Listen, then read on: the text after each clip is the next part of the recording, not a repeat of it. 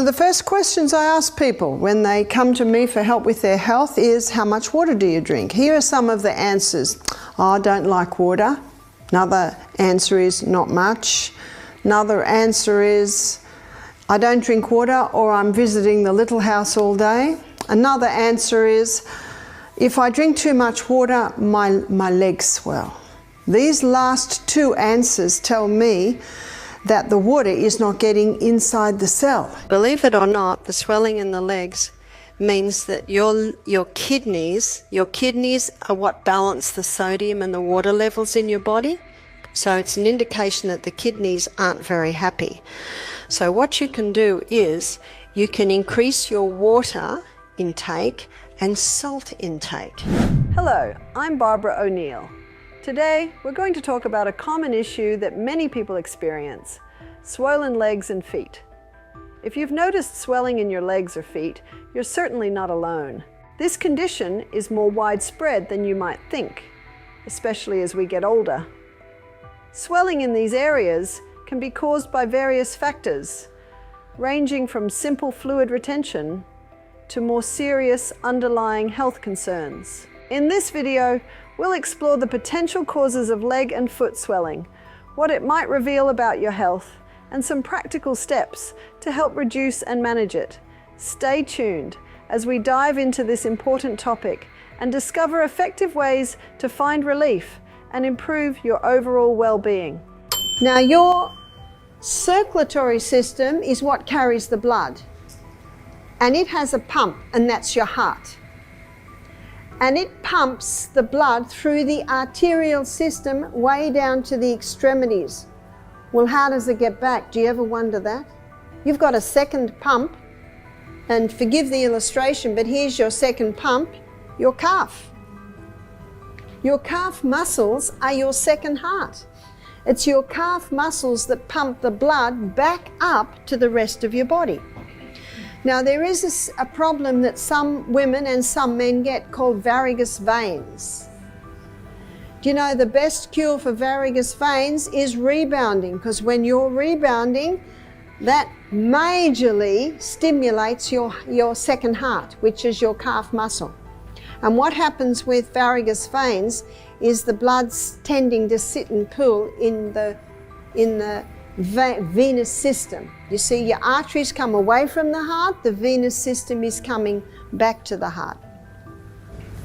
Even just the health bounce, just even going like that is strengthening or moving your second heart, your calf muscles.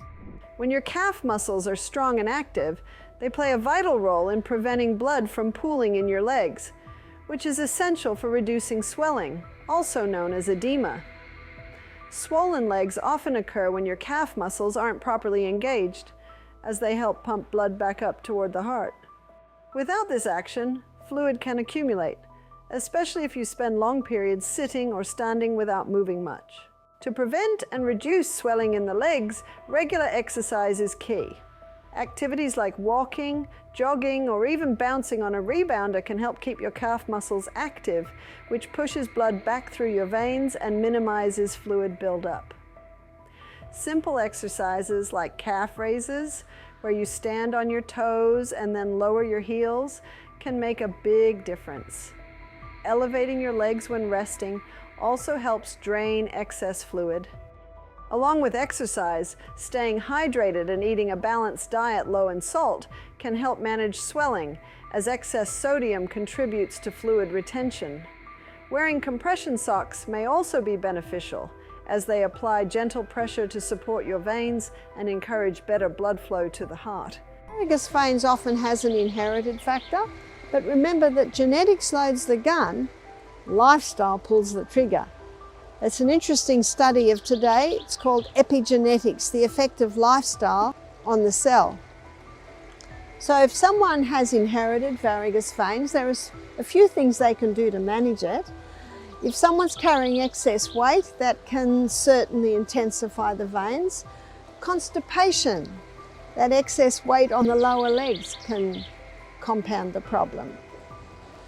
If the person with varicose veins chooses exercise, and I definitely choose you do, I would choose an exercise where you're not on your feet too much. So an exercise bike, swimming, that varicose system, your vein system, is the system that pumps the blood back up to the heart. And you have a second heart. It's your calf muscle. So you see right now I'm going up and down, just on my toes. That stimulates the calf muscle, which is the heart, or the second heart it's called, that pumps the blood in the venous system back up to the heart. Also rebounding. Even though with rebounding you're on your feet, it's a cushioning effect. And the rebounding is excellent for strengthening that venous system. Make sure you're well hydrated to keep that blood nice and thin. Make sure you're well nourished so that the cells are able to repair and heal. Taking cayenne pepper by mouth can also help, because cayenne pepper thins the blood. Cayenne pepper also opens the capillaries. Cayenne pepper strengthens the arterial and the venous walls.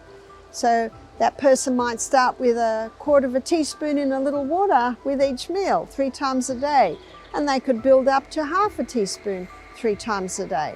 So there are some simple things that you can do to help manage varicose veins. Swollen legs can be uncomfortable and stem from fluid retention, poor circulation, or inflammation. Natural remedies and herbs can offer great relief. Let's look at a few. One of the most effective natural remedies is horse chestnut extract, traditionally used to improve circulation and reduce leg swelling. It strengthens vein walls and reduces fluid leakage, helping manage symptoms of swollen legs. Consistent use can lead to noticeable improvements, especially when paired with a healthy lifestyle. Another powerful herb is gotu kola, a staple in Ayurvedic medicine known for supporting vein health and circulation. It helps reduce swelling by strengthening blood vessels and preventing fluid buildup. You can drink gotu kola tea or take it as a supplement for effective relief.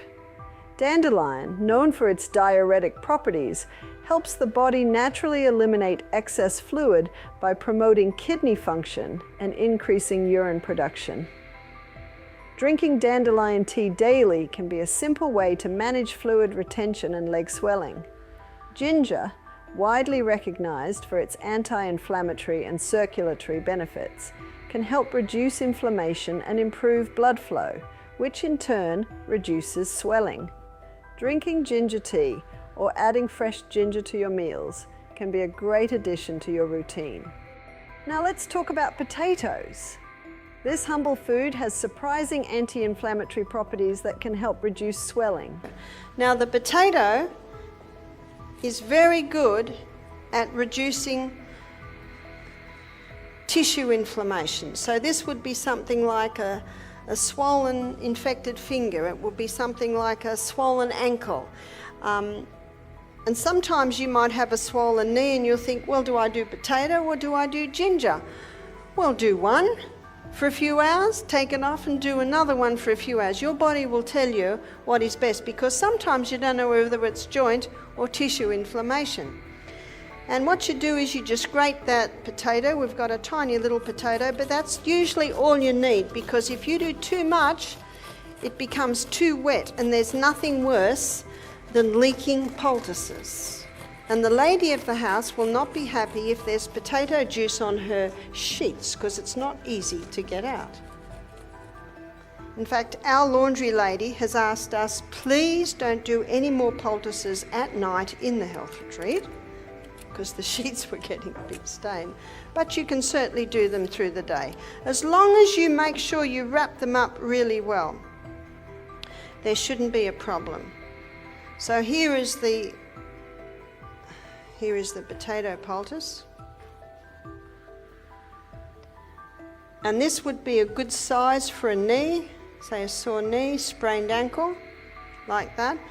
And you put it, again you make the poultice out of it. Now with the potato, it's very alkalizing, and when you've got inflamed tissue, it's very acid. And potato is high in potassium and phosphorus, and both of those are absorbed by the skin to help with the healing. So you can see again, I've got an area around my poultice, so that when you put it on the skin, like I did with Amelia's poultice, the plastic well covers it. A few stories about the potato poultice.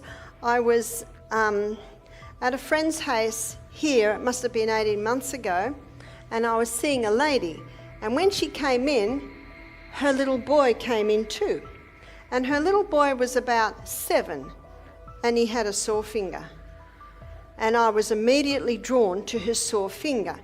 His finger was swollen almost twice the size. It was all red with a pussy top. I said, "What's happened to the finger?" And the lady said, "Well, the doctor says it's cellulitis." Do you know what cellulitis is? Just inflammation of the cell. That's all cellulitis is. Well, that's obvious, that's inflammation of the cell.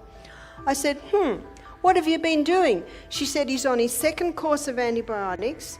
He's on painkillers and sleeping tablets at night. 7. I said, did anything happen to that finger? See, the detective hat has to go on. Did anything happen? Oh, he had a blister, and then he played in the dirt, and the blister broke, and the dirt got on the skin. It's not rocket science, is it? And of course, as soon as the dirt got into the blood, then the body reacts by sending white blood cells, inflaming the area to try and protect the area. I said, aha. I said, "Do you mind if I try something?" She said, "Please." I said, "Well, what I'd like to do is get 2 cups. One cup's got hot water, the other cup has got cold water. And in the cold water, there are blocks of ice. It's a hydrotherapy treatment. So I shall write this one up. So what we did 3 minutes in the hot water, and we did 30 seconds in the cold water. And the reason this works is that hot is a stimulant. Because we know if we get into a hot shower or a hot bath when we're cold, it stimulates, doesn't it? It's a stimulant. But probably within about 5 minutes of being in a hot bath, how do we feel now? We feel like falling asleep, don't we? So initially, hot stimulates, and then it slows right down. So I put his finger in the hot water, but I'm only going to put it in for 3 minutes, because by 3 minutes, everything's going to slow down. And then I put it into the cold. What happens when you have a cold shower? Has everyone been trying their cold shower? It's a stimulant, isn't it? But if we were to go and dive in a cold creek in the middle of winter, very quickly we start to slow down. In fact, in about 30 seconds, everything starts to slow down. So can you see what we're doing here? We're using the stimulating time of hot, and by the time before it can slow down, we whiz over to the cold and wake it up again. And before that has time to cool down, we go back to the hot, wake it up again. Can you see what we're doing here? And you do that 3 times. More than 3 times can exhaust the body, because this is dramatically moving the blood. You see, the blood is the life of the flesh, and that finger needs more blood. And that wound, in that wound, the blood had tended to sit and pool. So bringing fresh blood in drives the stagnant blood out, and when the fresh blood comes in, it's got oxygen, it's got nutrients, it's got water, it's got white blood cells, everything that finger needs to heal. A potato poultice can be used for swollen legs. Simply grate a small potato and apply it to the affected area. Cover it with a cloth or plastic wrap to hold it in place. Potatoes have an alkalizing effect and contain potassium and phosphorus, which are absorbed through the skin to aid healing. Leave the poultice on for a few hours, replacing it as needed. Hydrotherapy has been used for centuries, and in the area of pain relief, there is no equal to it. And then I put a grated potato poultice on his, because he had a lot of tissue inflammation around there. And when he left, he just had a smile on his face. The mother said, "What'll I do now?" I said, "Well, you can do that every 2 hours if he has discomfort." But I think it was something like 11 o'clock in the morning. I said, maybe do it again about 2, and maybe do it again before he goes to bed. And every time you do it, put a fresh potato poultice on, because that potato is going to start drawing out the waste, and you want that thrown away. She said that when they got home, the little boy said, "Can we do that again?" Why did the little boy say that? He had experienced it. And the mother, I think we got feedback that the mother, I think it was the next day. Yeah, my friend is here. I think it was the next day, wasn't it? She said that all the stuff came out. So I did another potato poultice at about 2, another potato poultice before bed, and when she took the one off in the morning, all the stuff came out. So naturally that potato had opened the wound. Never put a knife or a scalpel. No, let the body do it. You see, I used to work as a psychiatric nurse, and I worked in the operating theatre. Brutal! Surgery's brutal. This is not brutal. This is very gentle, but it's a very powerful way to operate. Now, if I broke an arm and my bones weren't matched, I'll be very thankful for a surgeon to reset my bone. You know, there may be a time. But you know, there are 4 doctors that get me to go to their town and give these meetings, because they know that if everyone had this knowledge, wouldn't that cut down casualty visits in a powerful way? They're just simple things. Do you know, if you're not getting a response, go to the doctor. But you know, I never have had to, because the body always responds. No need for that little boy to take antibiotics. No need for that little boy to take painkillers or sleeping tablets anymore. Just hot and colds and a grated potato poultice. Isn't that amazing?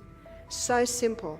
The mother said, "What will I do with his second course of antibiotics?" I said, "Well, I don't have any authority over your son's medication, but I can tell you what I would do." Now, I don't usually have to say anything else because that is quite obvious.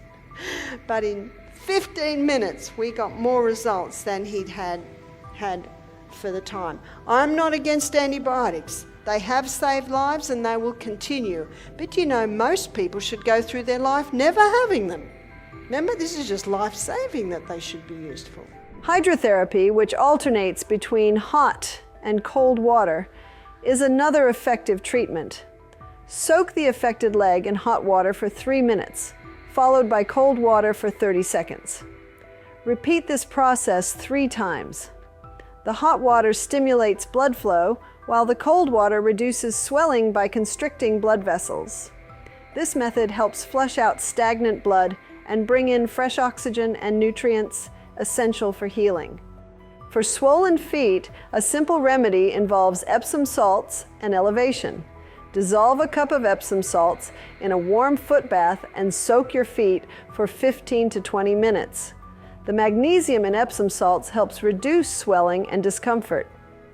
After soaking, elevate your feet on a pillow or cushion to improve circulation and decrease fluid retention.